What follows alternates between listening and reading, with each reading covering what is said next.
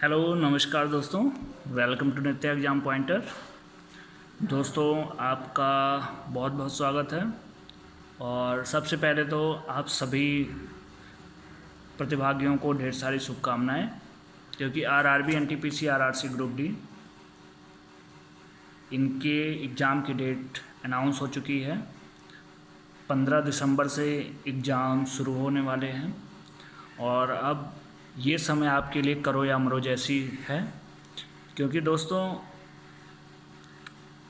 जिस तरीके से गवर्नमेंट की नीतियां दिख रही हैं और जो एग्ज़ाम जिस हिसाब से कंडक्ट हो रहे हैं, इतना लंबा समय ले ले रहा है, अब आगे नई वैकेंसी कब आएगी कब नहीं आएगी इसकी कोई गारंटी नहीं है।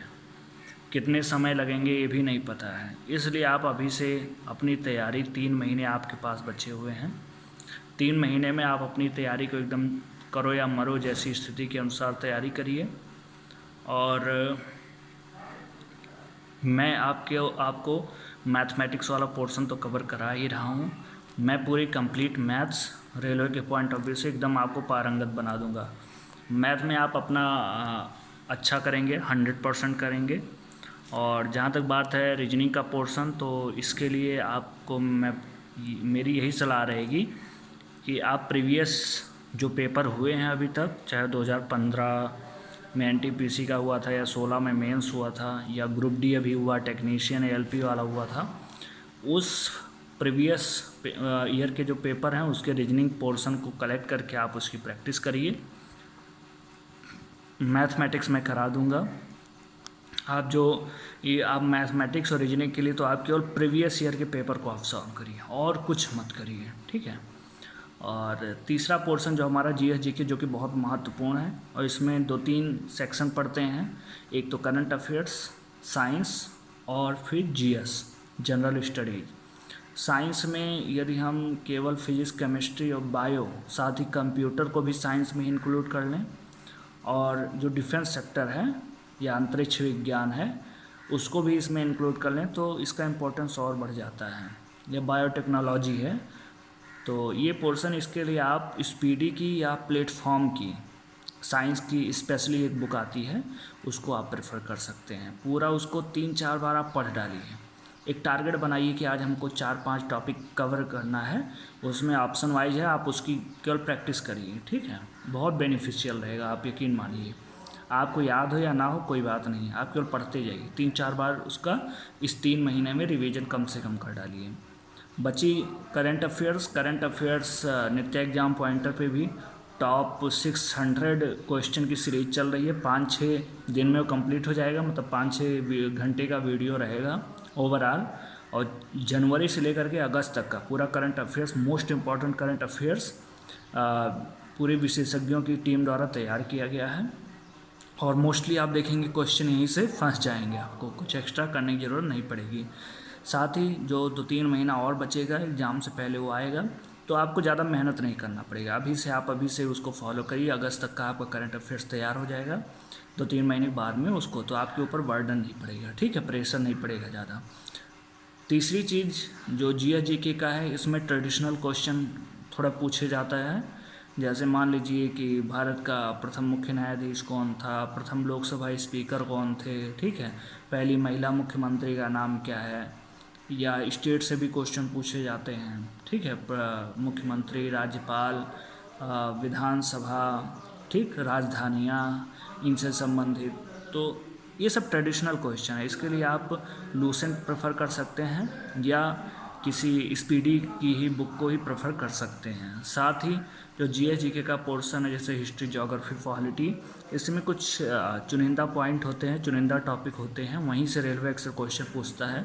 उन चुनिंदा पॉइंटों पे आपको फोकस करना है, उसमें मैं भी बीच बीच में आपको गाइड करता रहूँगा।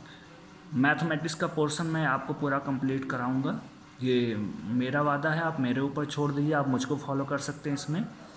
और जब आप मेंस देने के बाद साइको वाला, वो मैं अच्छे से कराऊँगा। थोड़ा टाइम का अभाव रहता है, इसलिए पूरा पढ़ाना तो मुश्किल होगा मेरे लिए, सारा चीज़ कवर कराना। लेकिन हाँ, जैसे कुछ पोर्शन मैं करा दूँगा। 33% मान लीजिए आपका मैथमेटिक्स का 30 क्वेश्चन है, उसके लिए मैं काम करूँगा। रीजनिंग के लिए आप कर लीजिए, जीएस जीके साइंस है उसमें मैं आपकी हेल्प करूँगा, करंट अफेयर्स भी आपको मिल जाएगा नित्य एग्जाम पॉइंटर पे। तो ये सीरीज हम लेकर आ रहे हैं, ये speaks up SSC railway students जो मुहिम है, ये इस पे बढ़ चढ़ के हिस्सा लीजिए, सपोर्ट करिए। मेरा पूरा समर्थन आप सभी के साथ में है, और सरकार को कुछ ऐसी पॉलिसी बनानी ही पड़ेगी जिससे एक लिमिट, एक टाइम निर्धारित हो कि इतने नोटिफिकेशन निकलने के बाद इतने दिनों में एग्ज़ाम हो जाएगा, इतने दिनों में रिजल्ट आ जाएगा, ज्वाइनिंग कब हो जाएगी, एक टाइम निर्धारित करें जिससे स्टूडेंट को पता चले कि ये कब तक फाइनल हो जाएगा। ठीक है, जैसे यूपीएससी वगैरह का होता है कि अगला साल आते आते पूरा फाइनल हो जाता है, ज्वाइनिंग हो जाती है, लेकिन यहाँ तो 3-3 4-4 साल लग जाता है, ज्वाइनिंग ही नहीं मिलती है, कुछ पता भी नहीं रहता है। बच्चे अपना पूरी ज़िंदगी, पूरी पूंजी, पूरा समय लगा देते हैं और कुछ अनसर्टेनिटी रहती है फ्यूचर को लेकर के। दूसरी चीज़ कि एक जो वेटिंग लिस्ट की मुहिम उठ रही है, ये भी होना चाहिए एसएससी वगैरह में या अन्य उसमें, क्योंकि बहुत सारे बच्चे लास्ट में छोड़ देते हैं। मान लीजिए किसी बच्चे का लास्ट अटैम्प्ट है और वो 1-1.5 नंबर से रुक गया फाइनल लिस्ट में, और कुछ बच्चे वहाँ से छोड़ के चले जाते हैं, फाइनली ज्वाइनिंग नहीं लेते हैं, तो ये दोबारा अटैम्प्ट भी नहीं कर पाते हैं क्योंकि इनकी एज ओवर एज हो जाते हैं, और फिर वो वैकेंसी भी खाली रह जाती है। तो कुछ वेटिंग लिस्ट वाला ये मुहिम, इस चीज़ को सरकार को इस तरीके से रणनीति बनानी होगी, और बढ़ चढ़ के समर्थन, यूनिटी दिखाइए, सरकार को चेतना ही होगा। और हमारी पूरी टीम लगी हुई है, शुरू से ही, पहले ही दिन से हम लोग भी ट्विटर पे एक्टिव हैं, और यूट्यूब पे भी ये मुहिम शुरू हो गया है। और आप लोगों को ढेर सारी शुभकामनाएं, ये मुहिम यूनिटी के साथ करते रहिए, लेकिन अपनी तैयारी को एकदम धार दीजिए पूरा। ठीक है, ये गोल्डन समय है, ये 3 महीने आप सब कुछ भूल के करो या मरो के रूप में एकदम अपनी तैयारी को पूरी सटीकता के साथ, to the point, exam oriented content पे ध्यान देते हुए आप अपनी तैयारी करिए। अब अपने समय को आप व्यर्थ मत करिए, क्योंकि 1,40,000 वैकेंसी कम नहीं है। ठीक है, और नहीं तो फिर ये मौका आप गोल्डन पीरियड गंवाओगे तो फिर कब आएगी नई वैकेंसी, कब क्या होगा, कुछ पता नहीं है।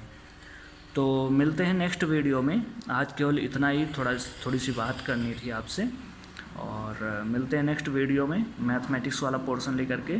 और अब बीच में एकदम पूरा अब तैयार हो जाना है। ठीक है, अब लक्ष्य सामने हमारे, उस लक्ष्य के अकॉर्डिंग टू द पॉइंट चीज़ों पे काम करना हो और एकदम जी जान से लिखना है। ठीक है, तो ढेर सारी शुभकामनाएं, आप सभी के उज्जवल भविष्य की मैं कामना करता हूं, और मिलते हैं नेक्स्ट वीडियो में। तब तक आप अपना ख्याल रखें। जय हिंद।